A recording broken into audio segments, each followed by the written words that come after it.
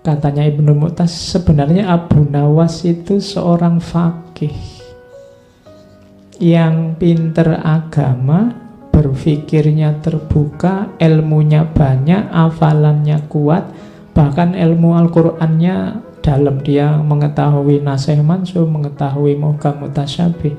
Aslinya itu dia. Cuma ya kalah oleh nafsunya. Jadi orang itu ada ilmunya, ada nafsunya. Siapa yang menang, yang kalah akan mengabdi. Kalau yang menang ilmunya, ya nafsunya akan mendukung ilmu.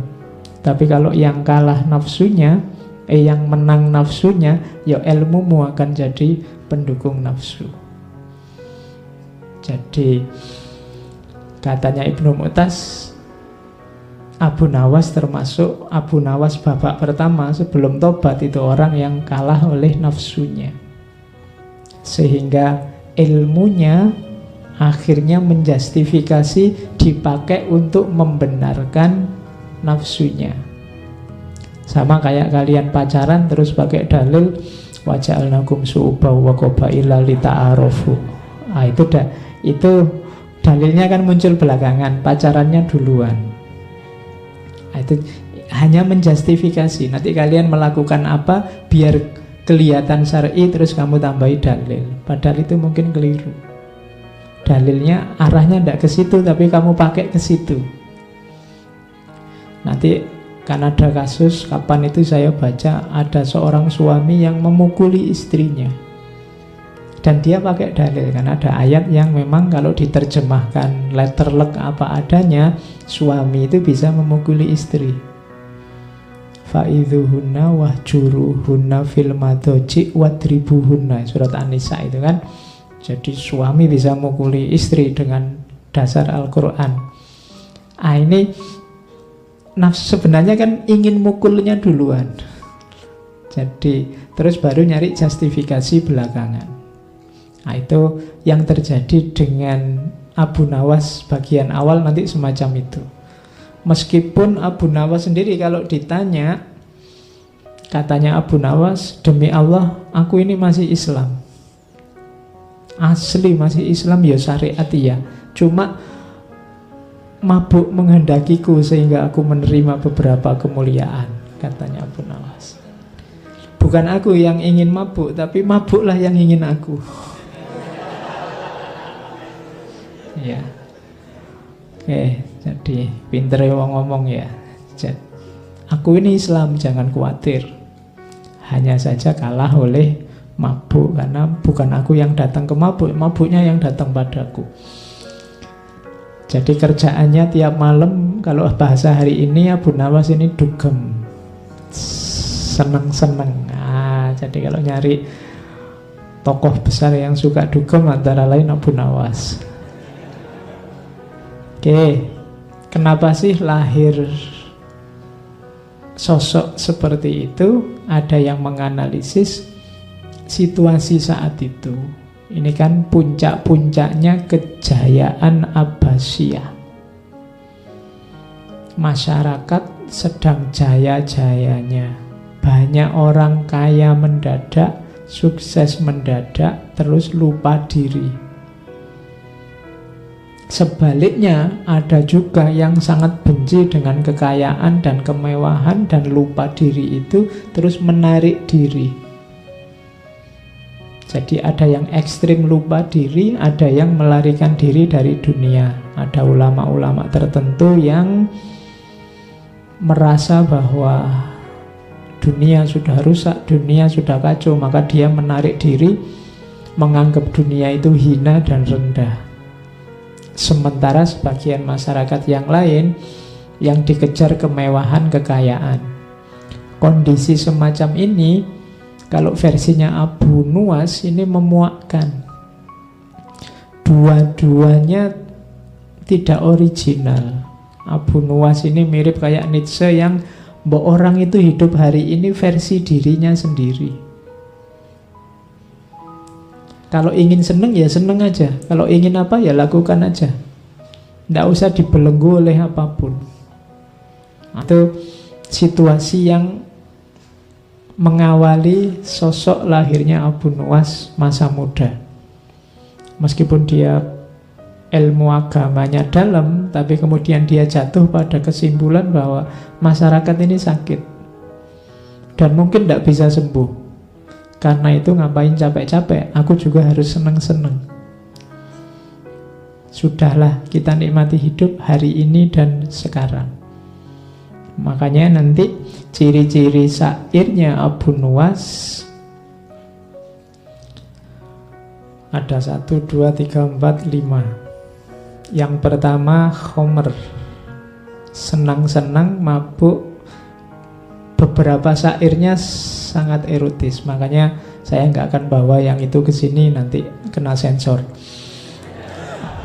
Ya, beberapa sangat erotis kesannya. Ya, nanti rekamannya ada suara tut gitu, karena tidak boleh diucapkan. Terus satir. Satir itu seolah-olah memuji, tapi sebenarnya dia melecehkan atau merendahkan, atau sebaliknya seolah-olah merendahkan tapi sejatinya meninggikan. Itu gaya satir. Seolah-olah dia memuji-muji mabuk, tapi sebenarnya pujian ini untuk nyindir masyarakat yang tidak mabuk. Karena biasanya masyarakat itu kan cenderung mencaci maki orang mabuk. Nah, terus dia malah muji orang mabuk. Itu semacam satir, nyindir masyarakat. Masyarakat yang hipokrit. Kemudian satir dan sindiran pada kesalehan formal. Jadi ini juga bagi Abu Nuwas tidak original, tidak otentik. Orang beragama hanya mengambil formalitasnya. Jangan-jangan hanya casingnya, isinya sama saja antara yang mabuk dan yang tidak mabuk. Nah, itu sindiran dari Abu Nuwas. Kemudian yang keempat, pentingnya menikmati hidup. Hidup sekali mbok ya yang seneng. Hidup sekali kok isinya marah-marah, tawuran, gegeran, saling caci maki, saling berapa sih panjangnya hidup kita? Nah, itu banyak puisi-puisinya Abu Nuwas yang konotasinya ke sana. Mbok yo ndak usah sumpek-sumpek. Wong hidup kita ini ndak terlalu panjang, kita nikmati saja hari ini. Ndak harus khawatir tentang masa depan atau menyesal tentang masa lalu. Hidup kita hari ini. Nah, itu pentingnya menikmati hidup. Dan yang terakhir, ini yang banyak dikutip adalah kesadarannya di babak terakhir kehidupannya tentang pertobatan, kesedihan, penyesalan terhadap yang dia lakukan di awal. Cuma ya kita tidak akan langsung jujuk tobatnya, kita selusuri pelan-pelan dari mulai mabuknya. Seperti apa sih kondisi dia waktu mabuk? Oke.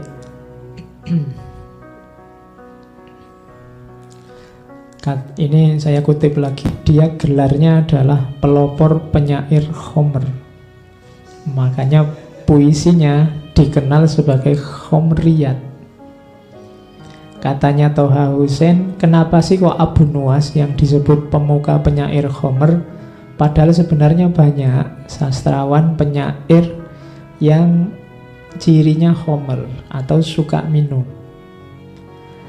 Katanya Toha Hussein, karena Abu Nuwas ini minum ini tidak untuk iseng, tidak untuk mumpung aku sumpek tak minum, ini kan minum hanya sekali-sekali untuk selingan. Tapi waktu Abu Nuwas muda, minum itu sudah jalan hidupnya. Ya, jadi katanya Toha Hussein, ini khas Abu Nuwas ini, pokoknya tidak ada hari tanpa minum. Minum itu sudah jadi jalan hidup. Jadi dia bukan selingan, dia bukan tempelan. Kalau jalan hidup tidak bisa dipisah. Nanti bisa kamu kiaskan dengan rokok ya. Kalau sudah jalan hidup tidak bisa dipisah. Jadi karena memang eksistensimu sudah menyatu dengan, kalau Abu Nuwas dengan minumnya. Kalau tidak minum bukan Abu Nuwas itu. Sama kayak kamu, kalau nggak ngerokok bukan kamu berarti. Kalau kamu ya mesti ngerokok. Itu logikanya katanya Toha Hussein. Kenapa kok Abu Nuwas ini dianggap pelopor penyair Homer?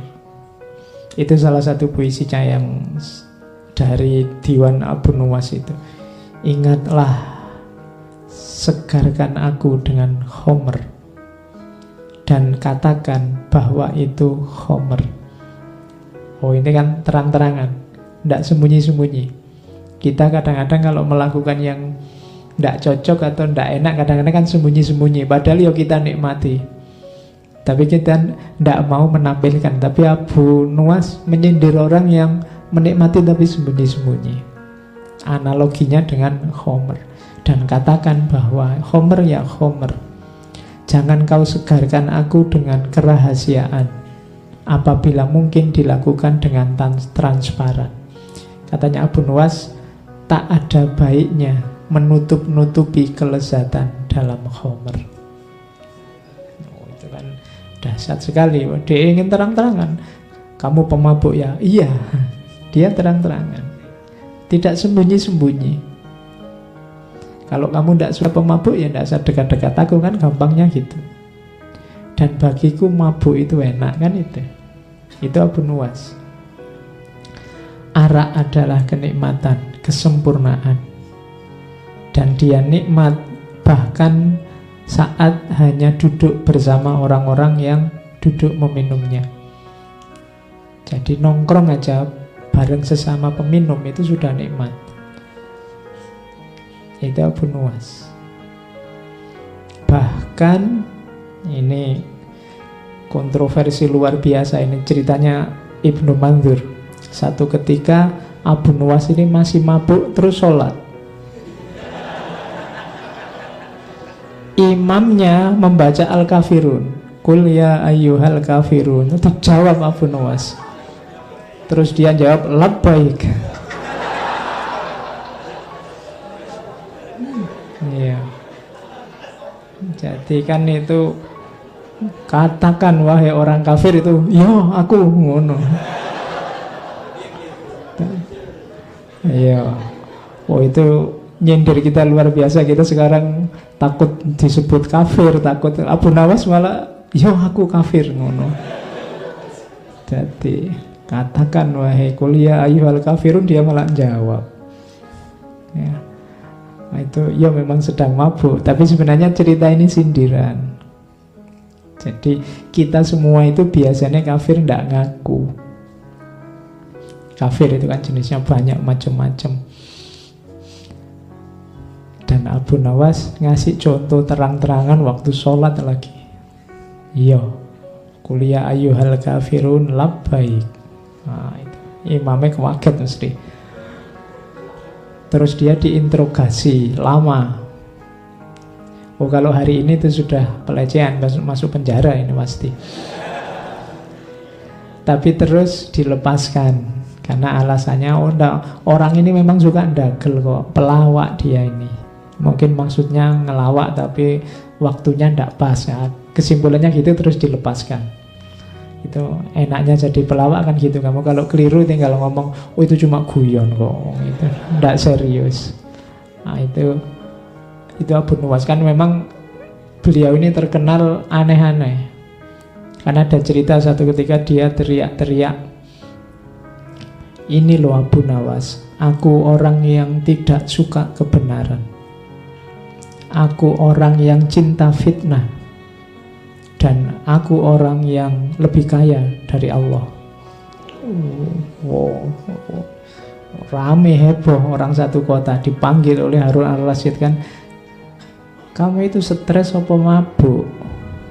Kok kalimatmu kontroversial semua? Loh, yang saya ucapkan tidak ada yang salah Raja. Orang-orang aja tidak betah mendengarkan kelanjutannya. Jadi aku orang yang benci kebenaran karena neraka itu kebenaran, kematian juga kebenaran. Jadi aku benci neraka, aku benci kematian. Aku cinta fitnah, kan ada ayatnya, amwalukum wa auladukum fitnah. Anak-anak kecil kan ya fitnah. Jadi aku cinta fitnah itu maksudnya aku suka punya duit banyak, aku suka anak-anak. Lah tapi kok bisa kamu lebih kaya dari Allah? Loh saya punya anak, Allah enggak punya.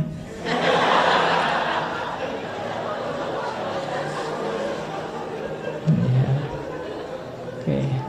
Ya kan Allah kan lam yalid walam yulad. Iya. Jadi itu pinternya Abu Nawas selalu ngomong. Kan ada cerita juga dia suatu ketika bikin fatwa, barang siapa sholat dilarang rukuk dan sujud. Itu heboh lagi waktu dipanggil oleh Harun Ar-Rasyid. Kok ada kamu fatwa nyeleneh gitu, sholat kok dilarang rukuk dan sujud? Loh orang-orang kok enggak tanya sholat apa dulu?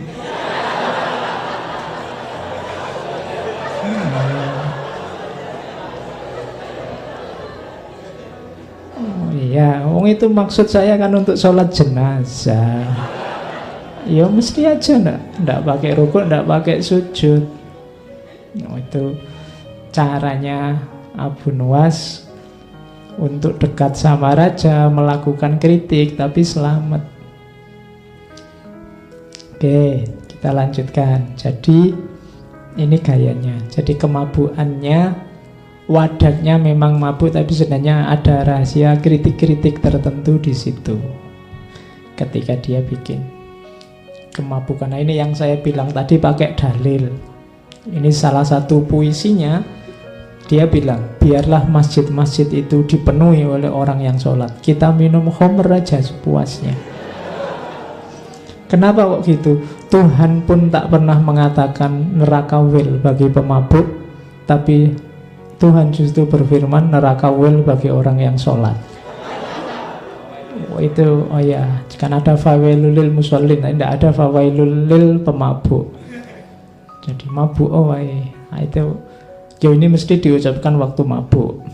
Tapi ada rahasia nasihatnya. Nasihatnya apa? Hati-hati pakai ayat.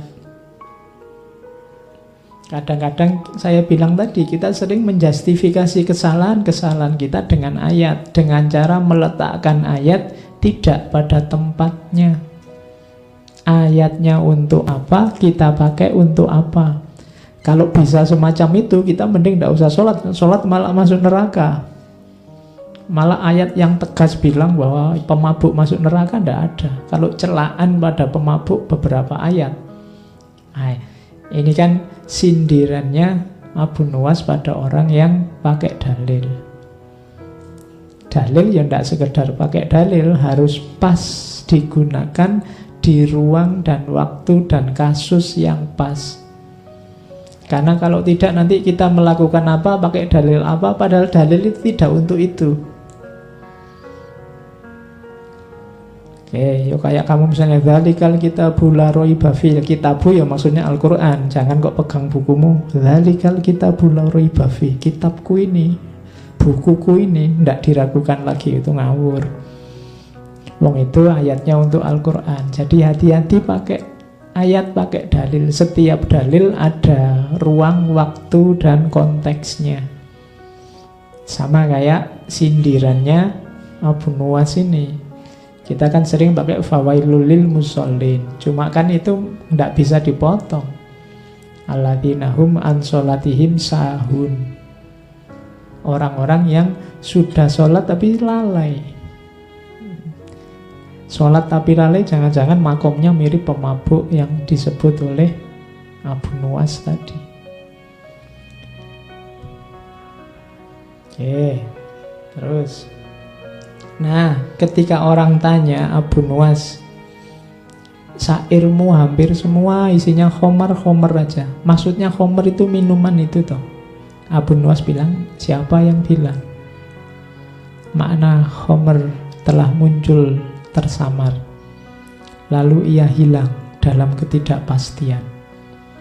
Saat dicoba dijauhkan dari tatapan pelupuk mata, seketika itu terputus khayal tentangnya. Karena ingkar terhadap keyakinan, keraguan itu datang, sehingga akan kau lihat nyata selama tidak menggunakan mata kepala. Jadi ini menegaskan tadi bahwa syair-syair yang memprovokasi orang untuk mabuk dan macam-macam tadi, memaknainya tidak harus letterlock terus ayo minum minuman keras. Jadi simbolnya bisa macam-macam, wong itu samar kok. Homer itu kan simbol bagi kemabukan. Mabuk itu bisa macam-macam. Kamu bisa mabuk dunia, kamu bisa mabuk harta, banyak hal bisa membuatmu mabuk. Tidak cuma Homer. Wong kamu naik bis ngadep belakang aja bisa mabuk ya. Makanya maknanya samar, tidak tegas. Ya silahkan ditafsirkan sesuai situasimu masing-masing. Tapi memang konotasi Homernya sangat terasa. Dia sering dan banyak pakai kata-kata Homer. Makanya syair-syairnya disebut Homerian. Nah, itu pinternya Abu Nuwas. Dia menciptakan genre sendiri dalam tradisi kepenyairan. Terus ada pelajaran dari situasi seorang Abu Nuwas ini yang bilang dari Ahmad Abdul Majid Al-Ghazali dalam Diwan Abu Nuwas, beliau editornya. Jadi Abu Nuwas ini memang sebelum tobat itu poros hidupnya adalah ingin senang-senang. Cuma ada rahasia di situ. Apa sih kesenangan itu? Kesenangan itu muncul kalau seseorang melakukan sesuatu secara total. Kalau versinya Abu Nuwas, aktivitas apapun, termasuk mabuk, itu harus dilakukan dengan mantap, kemauan keras, maka kalian akan puas. Kalau sudah puas, bahagia. Rahasianya sebenarnya di situ. Pelajarannya katanya Ahmad Abdul Majid Al-Ghazali. Jadi bahkan mabuk saja, kalau diseriusi sedemikiannya, ternyata bisa membahagiakan. Ya maksudnya, apalagi perbuatan-perbuatanmu yang baik, apalagi kamu belajar, apalagi kamu sekolah, apalagi kamu kuliah. Kalau kamu lakukan sepenuh hati dengan mantap, sungguh-sungguh, totalitas, akan kalian rasakan manfaatnya. Jangankan yang baik-baik, wong yo sekedar mabuk saja bisa membuat orang bahagia. Apalagi kebaikan-kebaikan. Nah, kunci nasihatnya di situ sebenarnya. Abu Nuwas ini seolah-olah sangat total dalam kemabukannya. Tapi pelajarannya bukan di mabuknya, tapi di totalnya. Jadi lakukan segala sesuatu dengan total. Jangan setengah-setengah. Kalau ingin berjuang, ya berjuanglah secara total. Ingin belajar, belajar secara total. Kalian mahasiswa ada tugas bikin makalah, bikin secara total. Biar tidak menyesal. Biar kamu puas. Jadi nasihatnya di situ, totalitas, bahkan dalam kemabukan. Oke, jadi babak pertama kenakalan Abu Nuwas dalam kemabukan sudah. Sekarang kenakalan versi kedua, cinta. Ya, ayo, di antara hura-hura yang membahagiakan dalam hidup Abu Nuwas, ya dia cinta. Dia selain suka kemabukan juga suka lawan jenis. Itu salah satu contoh puisinya tentang cinta. Saya bilang tadi banyak puisi-puisinya yang erotis yang tidak saya bawa ke sini.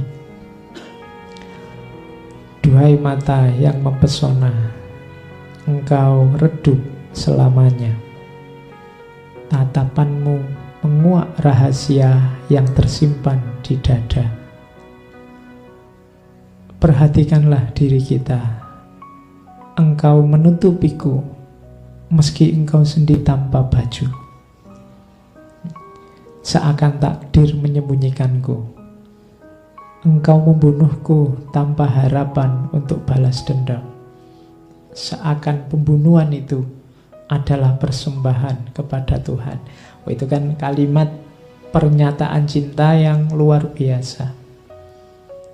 Pinternya seorang Abu Nuwas. Jadi kalau bikin puisi kayak gini ya terus dikasihkan lawan jenisnya ya mesti langsung kelepek-kelepek kan, dibilangin duhai mata yang mempesona. Itu kan siapa yang tidak suka diginiin. Dan ini memang keahliannya Abu Nuwas. Ada sangat banyak puisi-puisi ekspresi cinta kepada lawan jenis. Bahkan ini ada satu cerita, Abu Nuwas ini terpaksa naik haji. Kenapa? Ya, terpaksa, memaksa dirinya naik haji. Kenapa? Karena dia jatuh cinta sama perempuan namanya Jinan. Dan Jinan ini memaksa dia, kalau kamu cinta padaku ya kamu harus haji. Nah, dia terus terpaksa naik haji. Kalau sekarang susah ya. Tapi ini bisa jadi modus. Kalau perempuan ingin nolak laki-laki bisa. Kalau kamu cinta padaku, kamu harus naik haji. Nah, itu nunggunya 20 tahun berarti. Ya, kamu bisa modus itu. Jadi kalau takut nolak bilang aja gitu. Oh, saya mau padamu tapi harus haji dulu. Oh, itu ngantrinya hampir 30 tahun sekarang. Jadi nah kalau Abu Nuwas naik haji beneran ya, kalau zaman Abu Nuwas sih gampang. Apakah engkau tahu betapa umurku sia-sia oleh permintaannya? Sedang permintaan itu alangkah sulitnya. Karena dia males ibadah, wong dia senengane mabuk. Karena tak kudapatkan alasan untuk mendekatinya, terpaksa yang sulit itu kulakukan juga. Aku menunaikan ibadah haji. Dan kukatakan aku benar-benar telah haji. Duhai Jinan, akhirnya kemudahan menyatukan aku dengannya. Oh, itu jatuh cinta beneran ini berarti kan. Sampai rela naik haji padahal dia males. Ya, jadi cuma ya kalau sudah jatuh cinta apapun dilakukan. Makanya aku katakan aku benar-benar sudah haji loh ini. Oke, tapi toh ya sifatnya Abu Nuwas ya tetap putus nyambung. Ada juga yang saya potong itu. Kutulis di atas pipiku satu kalimat untuknya. Duhai beratnya saat berpisah. Ia menjawab dengan gerakan jemarinya. Kupahami pesanmu, namun untuk kita tiada lagi jalan bertemu. Oke, ya wis. Pokoknya kalau puisi-puisi kayak gini lumayan lah ya. Kita bisa mending. Atau ini, aku puasa saat engkau marah dan berbuka saat engkau bahagia, gembira. Oke, ayo. Oh, jadi kalau pasanganmu sedang marah kan itu alamat kamu harus tirakat itu. Tirakat itu kan tidak bisa tidur. Kenapa? Karena dia sedang marah. Hidupmu tidak tentram, makan tidak enak. Itu. Jadi aku puasa saat engkau marah. Tapi kalau sudah luluh, sudah tidak marah lagi, saatnya buka puasa. Dan aku berbuka saat engkau gembira. Jadi di luar kecerdikannya tadi, Abu Nuwas ini seorang yang sangat pintar bikin puisi, bikin syair. Tapi ya tetap ini dalam konteks dia hura-hura sebenarnya. Ini babak awal kehidupannya. Ya sering dia dikejar-kejar tentara, dikejar-kejar laskar karena kesalahan-kesalahannya. Tapi lagi-lagi yang menyelamatkan kecerdikannya. Misalnya kalau ada cerita yang suatu ketika rumahnya digeledah. Jadi digeledah banyak barang pecah. Karena mungkin nyari-nyari jangan-jangan menyimpan sesuatu yang bisa membuat dia diseret ke penjara, mungkin begitu. Jadi, Abu Nuwas ini sangat marah, tersinggung karena rumahnya diacak-acak. Dia ingin balas dendam sama raja. Akhirnya satu ketika dia beli roti, rotinya dibiarin busuk sampai banyak lalatnya. Terus roti ini ditutup, dibawa ke depannya Harun al-Rasyid. Ini sudah misi balas dendam ini. Karena dia tersinggung rumahnya diacak-acak.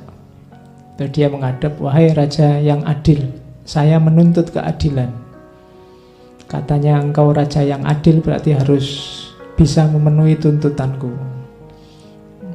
Terus Harun al-Rasyid tanya, keadilan apa yang mau kamu tuntut? Siapa yang mau kamu tuntut? Siapa yang tidak adil padamu? Terus dia bilang, lalat. Saya punya roti ternyata didahului oleh lalat, sehingga saya sekarang tidak bisa memakannya. Lalat ini sudah tidak adil pada saya. Ya, Harun al-Rasyid ketawa aja. Oke lah terus maumu gimana?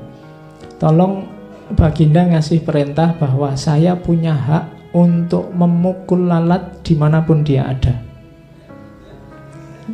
Akhirnya, ya wis, tidak apa-apa. Untuk menghiburmu, sekarang kamu boleh kalau ada lalat kamu pukul saja. Itu Abu Nuwas sudah siap-siap bawa pentungan. Terus dibukalah roti itu, lalatnya nyebar kemana-mana. Ada nempel di kaca, nempel di mana, dia akhirnya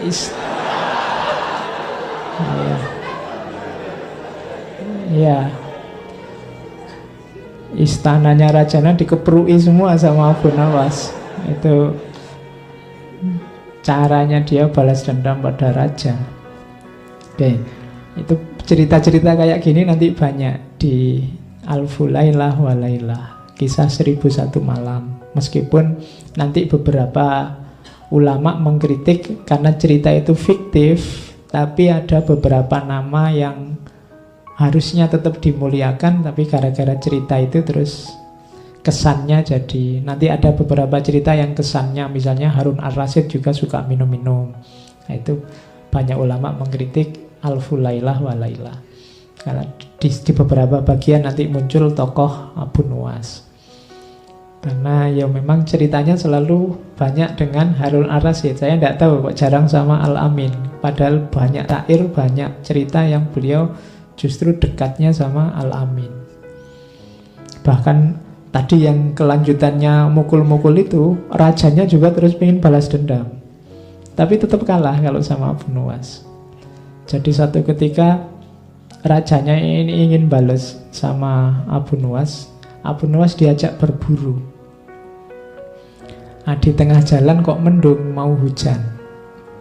Nah, Abu Nuwas ini naik keledai yang tidak bisa cepat, sementara raja sama pasukannya bisa naik keledai cepat.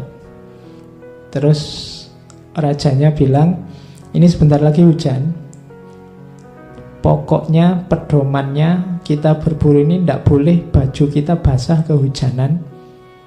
Jadi silahkan nyari tempat perlindungan sendiri-sendiri.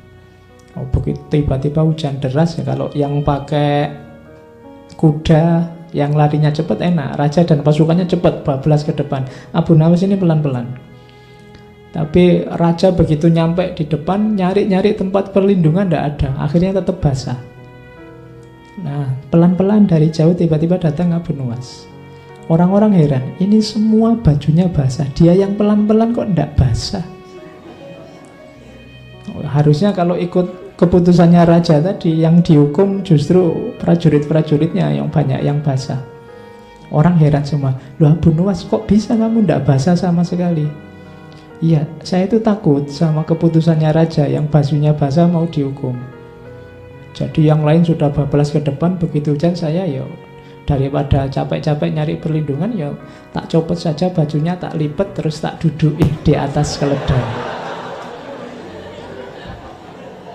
Ya, jadi bajunya tetap kering, badannya basah tidak apa-apa, kan yang tidak boleh basah bajunya.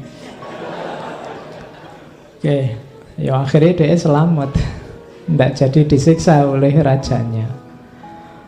Oke, itu cerita-cerita tentang Abu Nuwas masa muda.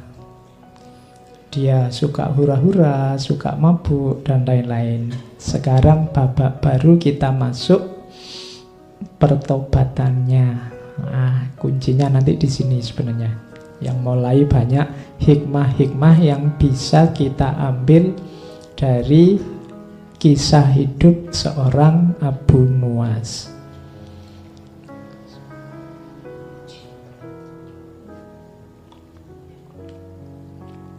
Ada versi-versi tentang mengapa kok Abu Nuwas tiba-tiba tobat. Yang pertama ada yang bilang karena di penjara.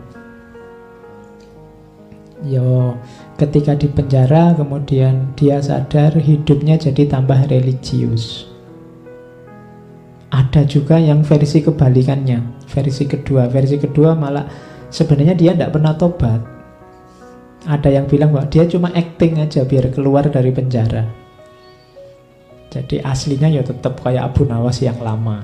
Ada yang bilang begitu. Tapi dari syair-syairnya belakangan kelihatannya ya dia benar-benar tobat. Ada versi lain, versi kedua. Jadi ada cerita satu ketika ini malam ganjil Ramadan, ya mungkin malam Lailatul Qadar. Nah, Abu Nuwas masih tetap dengan aktivitas biasanya, mabuk. Jadi waktunya orang terawih, waktunya orang tadarusan, dia mabuk. Tiba-tiba didatangi orang ke depannya, langsung nuding wajahnya. Orang ini bilang, "Wahai Abu Hani, jika engkau tak mampu menjadi garam yang melezatkan hidangan, janganlah engkau menjadi lalat yang menjijikkan, yang merusak hidangan itu." Jadi kalau kamu mau rusak, rusaklah sendiri, tapi jangan merusak yang lain. Waktunya orang tadarus, waktunya orang terawih, kamu merusak situasi. Nah, itu peringatan keras bagi Abu Nuwas yang membuat dia tiba-tiba sadar. Entah siapa orang ini, tapi ini membuat dia tersadar bahwa selama ini mungkin dia kecewa dengan masyarakat, mungkin dia mengkritik masyarakat, tapi dengan semua yang dilakukan sebenarnya dia sedang nambah masalah baru di tengah masyarakat. Jadi orang hidup itu kan kalau bisa ya memang masalah di tengah masyarakat pasti ada. Cuma kalau bisa kita jadi problem solver.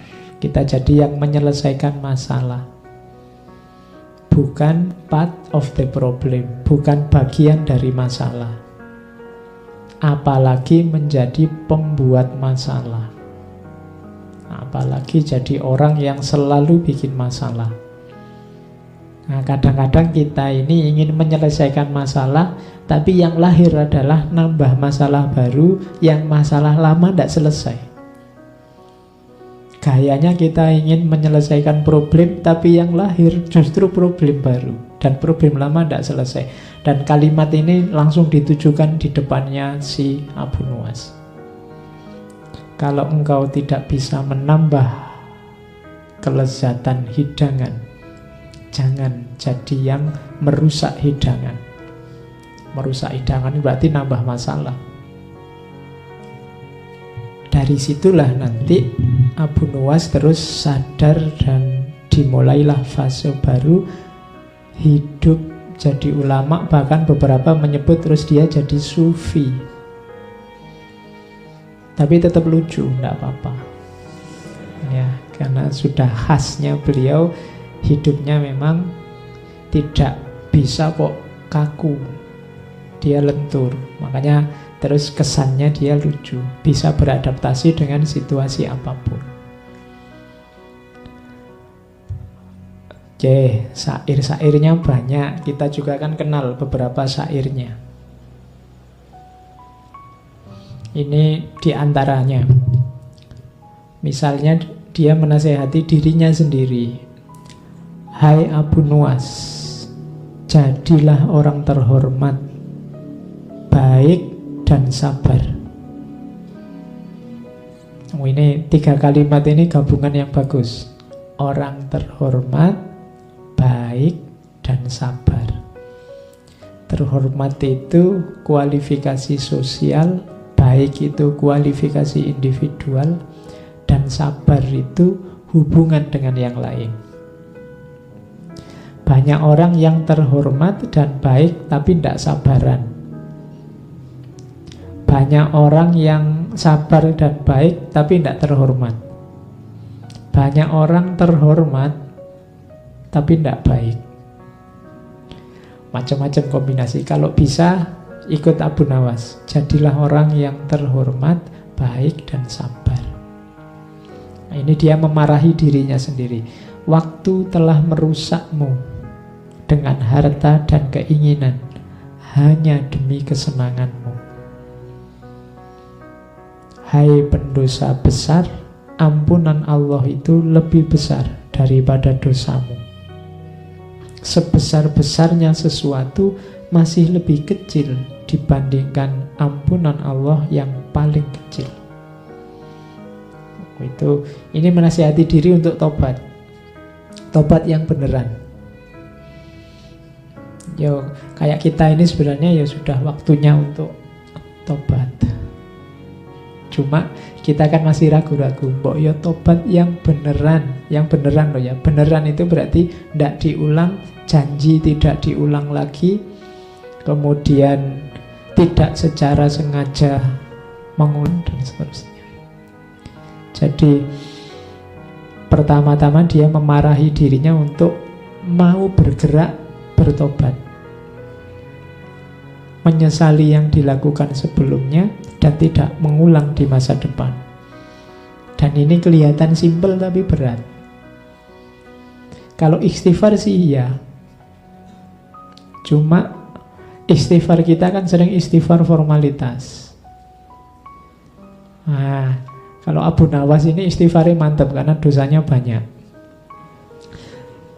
Kita kan sering istighfarnya enteng karena kita merasa tidak banyak dosa. Jangan salah, Abu Nuwas sebelumnya juga merasa tidak banyak dosa.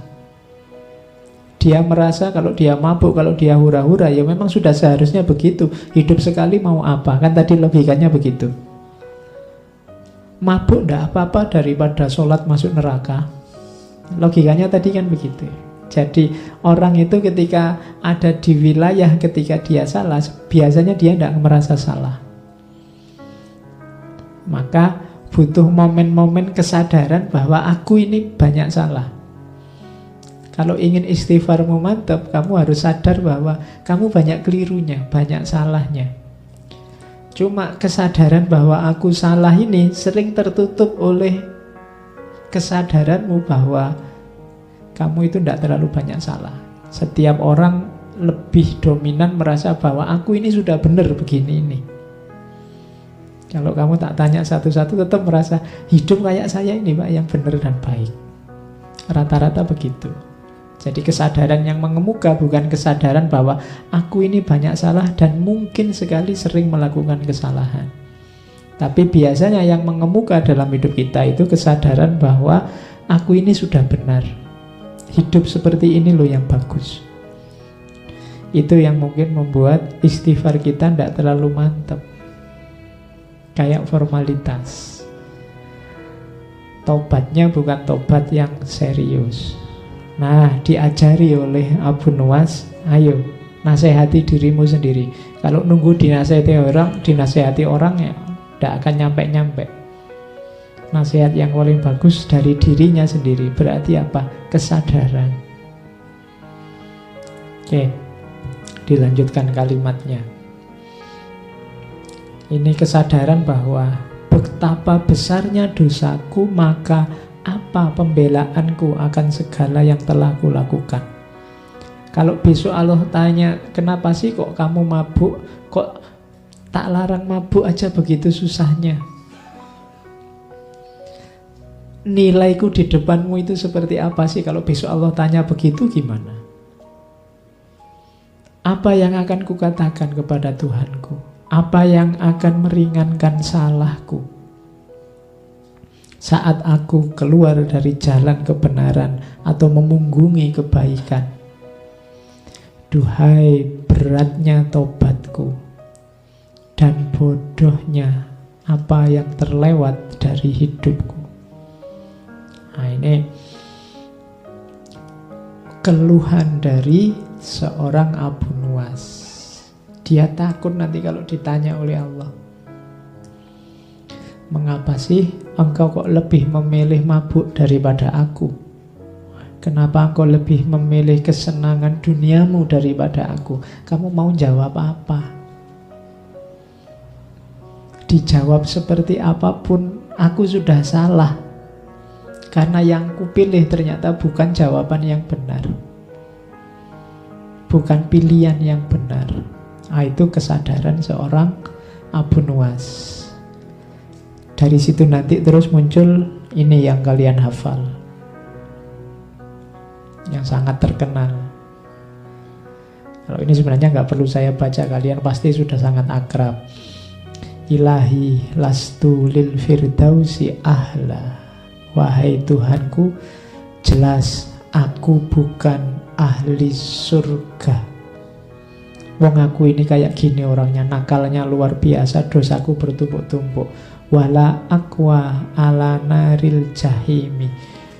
Tapi aku ndak kuat kalau harus masuk neraka. Jadi ini keluhannya pada Allah. Ya Allah, aku ini masuk surga ndak pantas, masuk neraka ndak kuat. Itu malaikatnya bingung mesti. Biar pantas masuk surga gimana? Fahab li taubatan waghfir dzunubi. Maka ya Allah, anugerahi aku taubat dan ampuni dosaku. Jadi ini ada pelajaran dari kalimat ini bahwa taubat itu hakikatnya adalah anugerah dari Allah.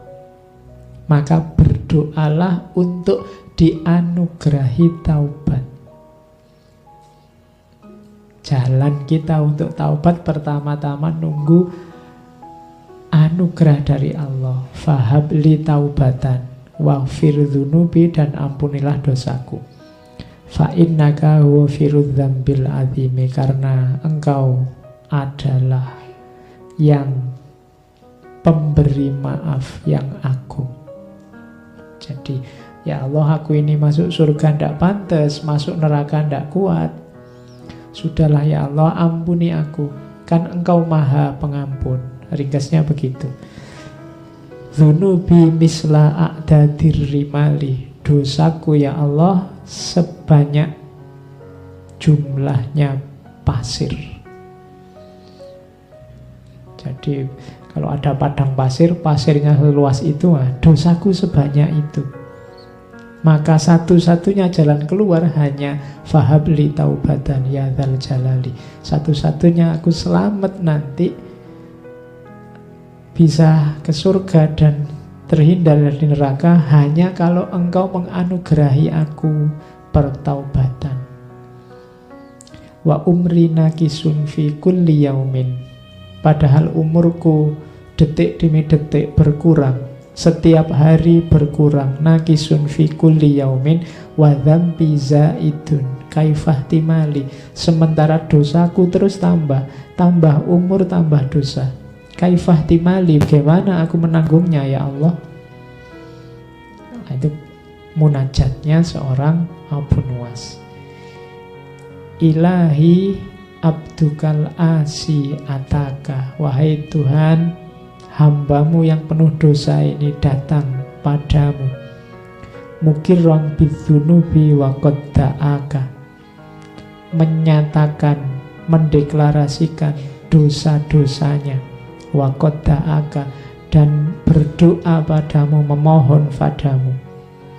Fa in taghfir, kalau engkau ampuni aku, fa anta lidzaka ahlun, memang engkau ahlinya, tempatnya minta ampun. Fa in atrud. Tapi kalau engkau tolak aku ya Allah, faman narju siwaka. Lantas pada siapa lagi aku berharap kalau engkau saja tidak mengampuniku.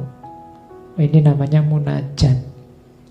Jadi mengeluh pada Allah, menyatakan kelemahan, menunjukkan dosa-dosa, kemudian pasrah pada Allah, minta diberi yang terbaik. Itu makanya kalimat ini banyak dipakai. Ilahi lastu lil firdausi ahla wala aqwa ala naril jahimi. Ini munajatnya Abu Nuwas. Oke, ini babak pertobatannya. Tadi ada babak kemabuannya, terus babak hura-hura dalam cinta, sekarang pertobatan. Ada satu babak lagi yang mau saya bawa, yaitu babak akhir hidupnya. Jadi setelah tobat ada banyak fase-fase dekat dengan Tuhan dalam hidupnya seorang Abu Nuwas. Nah, ini terus di akhir-akhir hidup beliau mengalami sakit. Saat sakit ini ada beberapa syair yang terkenal dari Abu Nuwas. Misalnya ini, tapi sekarang konotasinya sudah tidak kayak sebelumnya, sudah tidak ada mabuknya, tidak ada cinta-cintaannya. Kalau ini sudah konotasinya sudah ilahiyah. Kemusnahan tengah merayap ke bawahku dan ke atasku. Kulihat diriku sekarat, tahap demi tahap. Tiada waktu berlalu tanpa meruntuhkanku berantakan. Mengiring kekuatan, aku tersingkir dalam ketundukan. Saat ku ingat sekarang, aku melemah dan mengurus. Mengurus itu maksudnya tambah kurus ya. Bukan mengurus sopong, urusan apa gitu, enggak. Tertunduk di hadapan Tuhan. Betapa ku sesali hari-hari dan malam-malam itu. Tadi kan dia kegemarannya kan keluar malam. Kalau siang tidur, kalau malam keluar. Koyo Batman. Tapi ku sesali itu, penuh hura-hura dan permainan. Kita lakukan setiap kejahatan.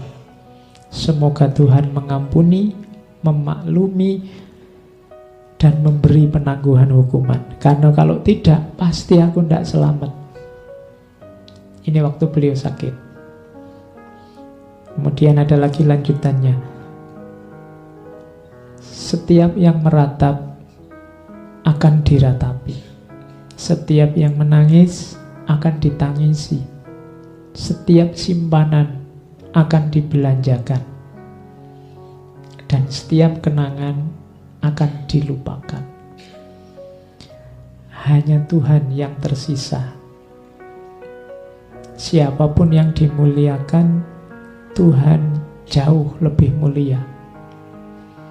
Siapapun yang baik, Tuhan jauh lebih baik. Siapapun yang dipuji, Tuhan adalah puncaknya pujian. Siapapun yang diagungkan, Tuhan adalah puncaknya keagungan.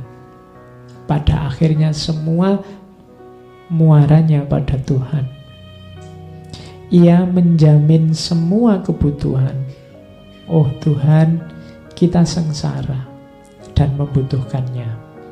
Jadi ini kesadaran setelah puncak hura-hura, puncak senang-senang, puncak kemabukan, sekarang kembali lagi ke Allah. Kesadaran bahwa semuanya nanti akan berakhir pada Allah saja. Nah, itu fase pertobatan seorang Abu Nuwas. Kalau ini puisi sebelum meninggal yang dikirimkan pada temannya. Puisi orang mati telah sampai padamu melalui kata-kata seorang bernyawa yang berada di persimpangan hidup dan kematian. Momen takdir telah menaklukkan tubuhnya, sehingga kini ia hampir lenyap, tak tersisa. Kalau engkau menatap mataku, menangkap wujudku, tak akan kau temukan satupun kata dari buku wajahku. Jadi sekarang aku sudah tidak kayak dulu. Dulu aku jaya, dulu ganteng, rambutku ikal. Dulu aku hura-hura, banyak perempuan jatuh tunduk takluk di depanku. Sekarang kalau engkau baca buku wajahku, sudah tidak ada apa-apa di situ. Bekasnya senang-senang tadi tidak ada, bekasnya hura-hura tadi tidak ada. Yang tersisa hanya penyesalan, pertobatan. Semuanya sudah lenyap, tak tersisa. Dari situ nanti setelah ini beliau meninggal. Ada cerita saat salah seorang sahabat beliau setelah Abu Nuwas meninggal mimpi ketemu Abu Nuwas. Abu Nuwas, kamu kan dosamu banyak meskipun tobat, nasibmu gimana sekarang? Ada cerita begitu. Terus dia bilang, alhamdulillah aku sempat tobat. Jadi Allah mengampuniku karena syair-syair yang kutulis, syair yang saya baca di depan tadi, termasuk Ilahilas. Syair-syair ini aku simpan di bawah bantalku. Terus dicek di bawah bantalnya, dan dari situ terus syair-syairnya, syair pertobatannya menyebar. Jadi awalnya memang itu asli munajat untuk dirinya sendiri, tapi kemudian dikenal orang banyak karena memang kalimat-kalimatnya menyentuh. Sejak muda memang pinter bikin kalimat. Jadi itu kisah Abu Nuwas. Ada banyak pelajaran. Yang pertama, akhirnya ternyata ke situ, dan kita tidak harus ikut persis jalan yang sama kayak Abu Nuwas. Kalau memang merasa banyak dosa, jangan nunggu besok. Besok saja Pak saya tobatnya, kan harus hura-hura dulu. Tidak harus. Kan harus mabuk-mabuk dulu ya ndak. Pacar-pacaran dulu lah Pak ya ndak. Jadi tidak harus kita menyesal sebagaimana Abu Nuwas. Abu Nuwas mengalami experience, kalau bahasanya Konfusius, pengalaman pahit dulu baru tobat. Kita tidak harus begitu, karena untuk mengambil hikmah kebijaksanaan dari pengalaman orang lain itu tidak harus difotokopi. Ada kalanya kita tiru yang baik-baik saja. Jadi pelajarannya ternyata pertobatan. Jadi kita manusia wajar punya salah, tapi tidak wajar kalau tidak merasa salah, tidak ngaku salah, apalagi tidak mau tobat. Nah, itu pelajarannya di situ. Oke. Sisanya kita akan ngambil beberapa hikmah. Ada puisinya banyak, Diwan Abu Nuwas itu lumayan. Saya potong kecil-kecil dalam bentuk hikmah. Ini puisi-puisi setelah tobat ya, jangan puisi-puisi yang di depan tadi. Saya potong-potong. Itu kalimatnya bagus. Begitu engkau cinta pada dunia, maka hanya kepahitan hidup yang akan kau rasa. Tidakkah engkau tahu hakikat dunia yang awalnya bening dan akhirnya asin? Itu Abu Nuwas mengingatkan kita bahwa dunia yang kita cintai ini punya hakikat positif di awal, tapi lama-lama dia akan jadi negatif. Ini hakikatnya dunia sudah. Manusia awalnya muda, kuat, jago, tapi lama-lama dia akan menyusut, menurun, jadi tua, jadi lemah. Makan enak, seenak apapun makanan, awalnya enak, tapi coba kamu tambah dari 1 piring jadi 2 piring, enaknya tinggal setengah, kamu tambah lagi jadi 3 piring, enaknya tinggal 1/4, kamu tambah lagi sampai piring kelima kamu akan muntah. Yang enak tadi jadi tidak enak. Itu hakikatnya dunia. Pacar cantik, apalagi?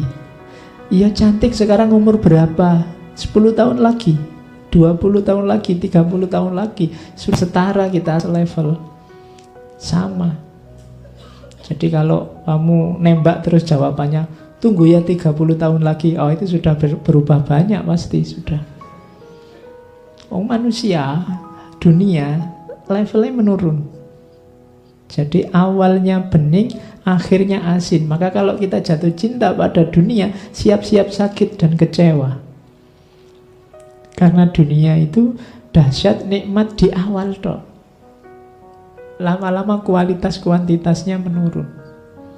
Jadi jangan jatuh cinta pada dunia, rugi, eman-eman. Jadi jatuh cintalah pada yang lebih hakiki. Saya lupa pernah baca di mana. Kalau akhirat itu kebalikannya dunia. Akhirat itu tambah lama, tambah meningkat, tambah berkualitas. Cuma ya mungkin teori yang lain, kitab yang lain. Jadi ceritanya kalau di akhirat itu misalnya hubungan suami istri awalnya enak, diulang lagi tambah enak lagi, tambah enak lagi. Beda sama di dunia, tambah enak 2 kali 3 kali KO kamu sudah. Ya kalau di akhirat itu ada yang kitab yang cerita begitu. Sebenarnya itu metafor untuk menunjukkan kalau bedanya dunia sama akhirat. Maka yang kita cintai harusnya yang lebih hakiki, ketuhanan dan akhirat, bukan yang dunia. Terus ini sindiran. Wahai orang-orang yang peduli pada agama, ketahuilah bahwa kebebasan dan pemaksaan itu tidak ada. Semua yang kau tuduhkan tak ada benarnya, selain kematian dan alam barzah. Tak seorang pun tahu, begitu terpisah nyawa, apakah ia masuk surga ataukah neraka. Ini sindiran bagi kita. Di antara kita ada yang mengunggul-unggulkan kebebasan, ada kebalikannya, mengunggul-unggulkan kekakuan, pemaksaan. Yang satu beragama sangat keras, yang satu beragama sangat longgar. Yang satu andalannya kebebasan, yang satu andalannya pemaksaan. Katanya Abu Nuwas, semua yang kau tuduhkan tidak ada benarnya. Orang yang menganut aliran kebebasan biasanya menyebut yang aliran pemaksaan sebagai dogmatis lah, literalis lah, apalah, fundamentalis lah. Kebalikannya, yang punya aliran pemaksaan biasanya menyebut yang punya mazhab kebebasan sebagai liberal lah, sesat lah, macam-macam. Katanya Abu Nuwas, semua yang kau tuduhkan tak ada benarnya, dua-duanya salah. Kenapa? Jangkauan wawasan manusia tidak ada yang berderajat pasti. Satu-satunya yang bisa dipastikan dalam hidup ini hanya kematian dan akhirat, alam barzah. Jadi yang kita omongkan berdasarkan pemahaman kita itu semuanya tidak pasti. Satu-satunya yang pasti hanya kematian dan alam barzah. Maka untuk hal yang tidak pasti, jangan korbankan hal yang pasti. Karena hal yang tidak pasti tadi, kita meresikokan bahaya kepastian. Maksudnya apa? Kadang-kadang demi kebebasan, demi pemaksaan, kita terus saling serang, saling menjatuhkan, saling menyakiti, saling berbuat dosa. Ini kan resikonya setelah kematian. Jadi sebenarnya kita sedang menjual yang tidak pasti demi menjual yang pasti demi yang tidak pasti. Nah, itu kalimat ini arahnya ke situ. Padahal ngapain sih kita mengklaim bahwa kita pasti benar, kita pasti lurus, wong tak seorang pun tahu begitu terpisah nyawa apakah ia masuk surga ataukah neraka. Siapa berani angkat tangan menjamin saya pasti surga, Pak? Tidak ada. Seandainya kamu orang soleh sekalipun, begitu kamu yakin 100% masuk surga, ada kesombongan dalam hatimu. dan dia yang jadi hijabmu untuk masuk surga. Jadi ndak ada satupun yang pasti. Wong begitu nanti di akhirat sudah hak prerogatifnya Allah. Mau surga apa neraka itu sudah urusannya Allah, ndak jaminan. Ada yang amalnya luar biasa karena kesalahan kecil akhirnya nggak jadi masuk surga. Ada yang dosanya luar biasa karena kebaikan kecil ndak jadi masuk neraka. Kan banyak cerita-cerita semacam itu.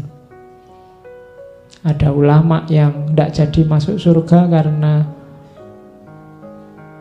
mengambil kayu selilit waktu dia habis kundangan pulang ke rumah, ngambil kayu kecil karena ndak ada tusuk gigi miliknya tetangganya.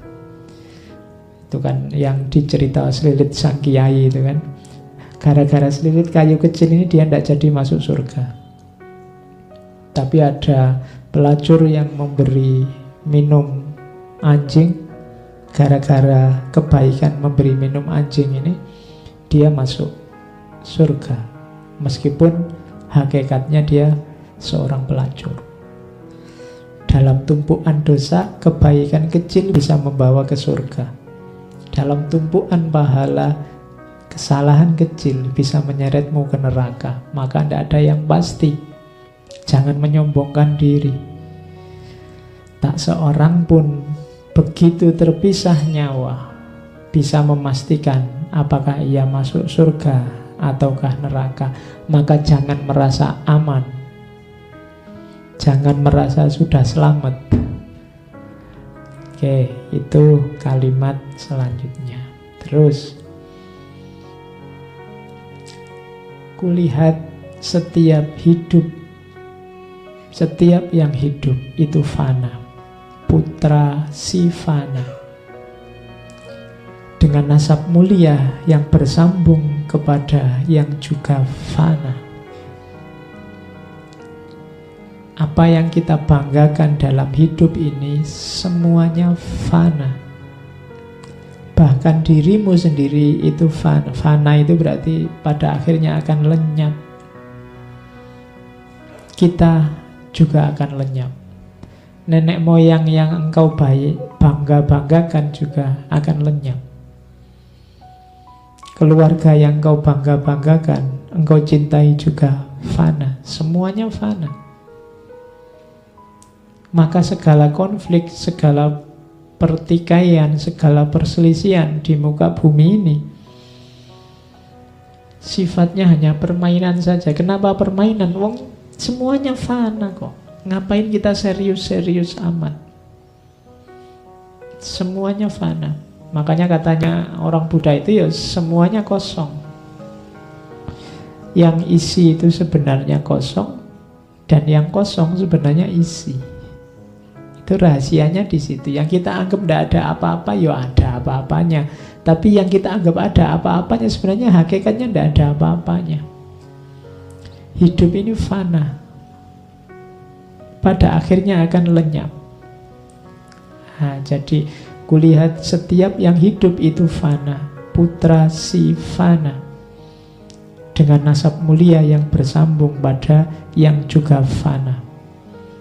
Nah, itu nasihat dari Abu Nuwas. Bayangkan bedanya tadi, syair-syair di awal yang begitu liar, begitu mabuk, begitu hura-hura, ternyata babak terakhir kehidupannya begitu indah. Dia masuk ke ranah sufistik, memahami hakikat. Ada momen pencerahan dalam hidupnya sehingga banyak nasihat-nasihat berharga yang kita dapat. Makanya dia tergolong tokoh besar yang kita ingat sampai hari ini. Itu saya bawa juga. Saat seorang cerdas menelaah dunia, ia akan menemukan seorang lawan yang berbaju kawan. Dunia ini seolah-olah kawan kita, tapi hati-hati, dia ini bisa berubah jadi lawan kita.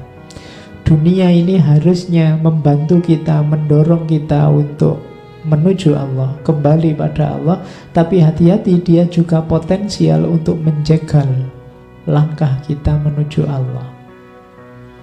Dia ini kawan, harusnya jadi kawan, tapi kalau kita tidak hati-hati, dia akan jadi lawan. Terakhir, ini, kalau ini kalimat-kalimat terakhir juga dari Abu Nuwas, lebih baik mati karena cengkraman kesunyian daripada mati karena payahnya, capeknya kecerewetan. Betapa sering engkau kehilangan diri dalam kelakar. Ini saya potong dari syairnya. Hari ini kemungkinan kita akan mati dalam payahnya kecerewetan. Semua orang cerewet hari ini. Kita akan lihat yang kita pegang tiap hari kan, isinya suara dalam bentuk tulisan. Kita hidup dalam belantara kata-kata, itu payahnya kecerewetan. Padahal akan lebih baik kalau kita mati dalam kesunyian, keheningan. Ada banyak makna, ada banyak rahasia dalam keheningan. Begitu kita hidup dalam berantara kecerewetan tadi, kita akan kehilangan kejernihan. Kita akan kehilangan yang hakiki. Karena yang tempelan sangat banyak, maka yang sejati tidak akan terlihat. Semakin banyak kata-kata mengepung kita, semakin sulit kita mencari yang sejati. Maka carilah ruang di mana engkau bisa hening, engkau bisa sunyi, biar jernih melihat dunia ini. Kalau kita sibuk terus, capek terus dengan kata-kata, maka kita akan kehilangan kejernihan. Kita akan mati karena payahnya kecerewetan. Katanya Abu Nuwas bahkan, betapa sering engkau kehilangan diri dalam kelakar. Kelakar itu kan ngomong ngalor ngidul yang tidak jelas. Yang itu membuat kita kehilangan diri, tidak waspada. Padahal mungkin dulu ini hobinya Abu Nuwas, kelakar, tapi kemudian dia sadar dalam kelakar kita sering kehilangan diri. Kita sering kehilangan hakikat hidup kita. Jadi terakhir Abu Nuwas ini menasihat kita, ayo kita bikin waktu-waktu kita berharga. Kalau tidak, carilah kesunyian atau keheningan. Di situ harga nilai akan muncul. Jadi rumusnya itu. Dalam sehari bikinlah momen untuk dirimu sendiri, tapi untuk dirimu sendiri bukan untuk hura-hura, tapi untuk kesunyian, untuk keheningan. Kalau dalam agama, momen-momen muhasabah dan tafakkur. Disitulah nanti kualitas hidup kita akan naik. Oke, saya kira itu Abu Nuwas.